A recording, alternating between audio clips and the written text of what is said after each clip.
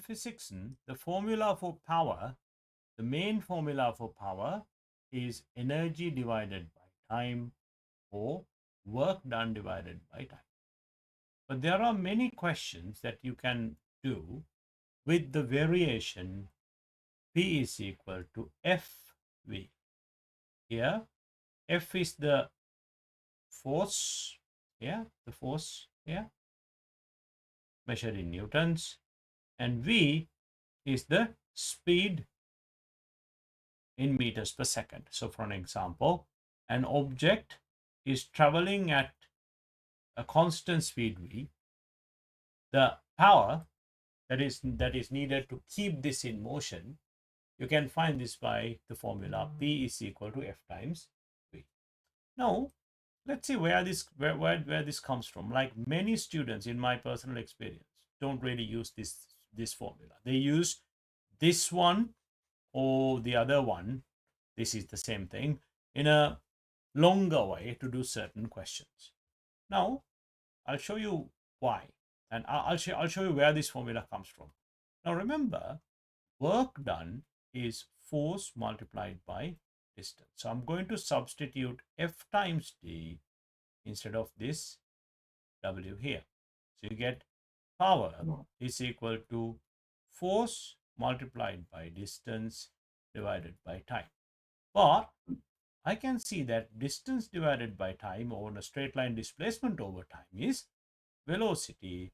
So I can replace d over t by v. So we get the formula v is equal to fv. That is the derivation.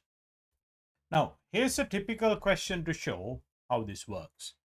Now, the question here is an object of mass 10 kilogram is traveling along a plane that is at 15 degrees to the horizontal at a constant velocity of 5 meters per second. There is a resistive force to the motion, which is 8 newtons. And the question is, what is the power that we need to keep up this motion? Give this a try. Now, let's try to find the power using the formula P is equal to Fv. Now, the force required to keep this motion is the resistive force 8 plus you need to oppose the component of the weight. Now the weight here is 10g, which is 10 times 9.81. The component of the force acting this way is 10 times 9.81 sine 15.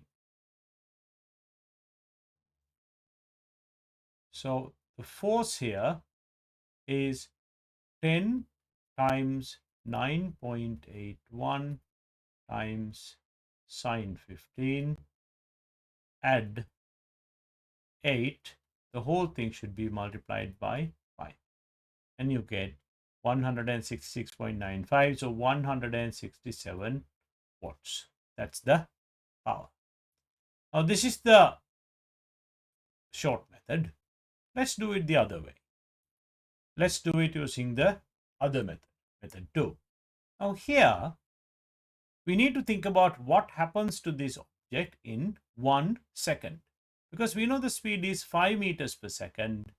In 1 second, it will travel 5 meters. So I need to see the rise, how much it rises. So this is the height. So if that's 15 degrees, this angle here is also 15 degrees. So this is 5 sine 15. So the height that it gains is 5 sine 15. So here, power is equal to work done over time. Now the total work done here is there is an mgh component plus it does work against friction. So that's force multiplied by distance. And I need to divide it by time, which is 1. Why? Because I consider 1 second here. Now, the mass here is 10, g 9.81. Height is 5 sine 15. Add F resistive force is 8 times. Now the distance that it travels is 5. So let's put this in the calculator. And again, you get 167 watts. So either way, you get the same answer. So for A-level physics, it's important to know how both of these work. But in many questions, using this method can be quite quick and easy.